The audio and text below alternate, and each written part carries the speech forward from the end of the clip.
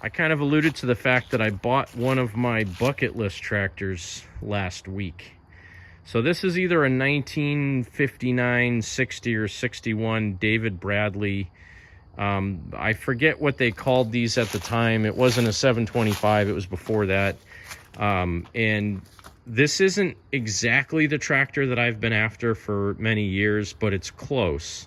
So what I've actually been after is a 1962 David Bradley Special, which is like a light powder blue and white. That's really what I've been after. I haven't been able to find one of those for years. Actually, I've never seen one for sale. Those came with like a 5 1/4 horse Briggs on it, and it was like the stripped down version. It didn't have the separate dash onto the back of the hood and stuff like that. I don't know too much about these, but I've always had a soft spot in my heart for David Bradley four-wheel tractors. I've had a couple of them over the years. I've had a 725, I had a 600, and something else. I've had 3 of them, I think, and I've sold all of them. And this one is really cool, even though it's kind of beat up. It's got, you know, these ugly brackets on here that somebody probably had some lights on it. Somebody put a hot rod logo on it, which isn't horrible, but it's not gonna stay. It has a snowblower Briggs & Stratton overhead valve engine that I'm gonna end up giving to a buddy of mine. And I'm gonna put like an 8-horse pull start Briggs in it. Just keep it super simple. The reason these tractors are cool, they have turning brakes on them. That's one of the reasons they're cool. I mean, they're just cool in general, but they have turning brakes on them. So basically the transmission in these, if I understand them correctly, is almost exactly the same transmission that they had in the 2-wheel walk behind David Bradley tractors. Really heavy duty rear end. It has reverse and forward, and then it also has a variator built into it.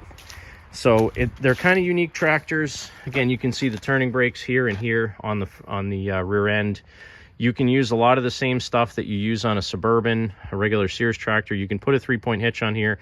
It's a little bit different than the Sears ones, but I might be able to make a regular 4-bolt one work on this, with the exception of this is actually the gear that runs the reverse. So these are pretty cool. The belt runs in one direction to make the tractor go forward, and when you pull the reverse lever, there's actually a cable that actuates this mechanism, and it rides on the back side of the drive belt, and it turns another pulley that turns the outside pulley in the opposite direction, and that's how reverse works. So this is actually 2 sheaves here, and the outside pulley spins in the opposite direction. There's some friction material between the 2 pulleys, and also some ball bearings to make all that stuff work. It's magic. I'm not an expert on it, but I got this tractor for 200 bucks, which is outstanding considering normally these things go for 700 or 800 bucks at least. It's not all original. Again, the motor's been replaced. It does have the original front wheels. The rear wheels are something. They're not original to my knowledge. And it's pretty rough. The steering, for some reason, the sector gear has been over-centered out off of the actual steering gear for the steering wheel. So the steering wheel doesn't do anything right now. It just kind of floats in there. So it's got a lot of stuff that it needs done to it.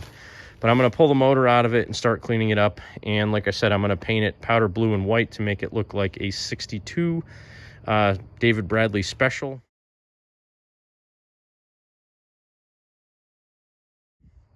And it's going to be a cool machine. But that's for another video, really. This was one of the purchases I got from Zagray Farm Show. This is a pair of 22 by 1212 Ags. They were a weird brand. Or sorry, 24-12-12. They're a little bit scuffed up. They're Million Parts brand, and I got a really good deal on them because this bead is messed up. As you can see, the rubber's kind of pushed back behind the bead. So a couple things I can do to that. I have some bead sealer, which I will put on when I do mount these, but I'm gonna have to buy a tube for that one. So 24-12-12, you can see it's a little bit scuffed up here, but I paid 120 bucks for the pair of these. One of them's like perfect condition, no issues whatsoever, in pretty good shape. And then I bought another pair of wheel weights for 60 bucks. They were on a guy's table in the back. I saw them when I was driving by on the tractor and went by again later, thought they were gone. Come to find out they were on the ground. So I went back and bought those for 60 bucks. I bought this little 6.5 horse Briggs & Stratton engine because this is a similar design to what should be in my David Bradley.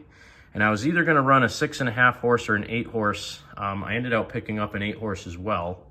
So let me show you that guy too. This is something else I bought. This is a David Bradley 725 grill and hood. It's been repainted a whole bunch of times. You know, it's originally blue. Looks like it might have been painted white and then red, or maybe it's just, it got primered and then it got painted red.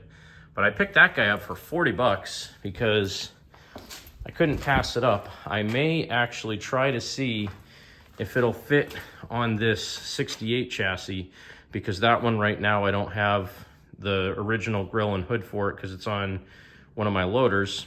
And that tractor is mostly back together. I have to do some stuff if I want to finish fixing that one up, but I'm going to see if I can get that to fit on it. And then last but not least, after I got home, I unloaded everything out of my truck and then drove down 2 towns away to buy this 8 horse Briggs. And again, either this one or the 6.5 horse, that little red one I just showed you, is going to go in the David Bradley, because that's going to be really cool, more original than the engine that's in it. Again, this engine is a much more modern overhead valve Briggs & Stratton, probably, well, it's a 1350 cc. It's probably like a 10 or 11 horse equivalent, but it's the wrong motor for this. It's like jacked way up high in the frame. I don't know why they put those spacers underneath it. They're really wonky. So I'm going to take all the spacers out, try to drop the hood and the dash down where it needs to be, either put that 8 horse or that 6.5 horse in this thing.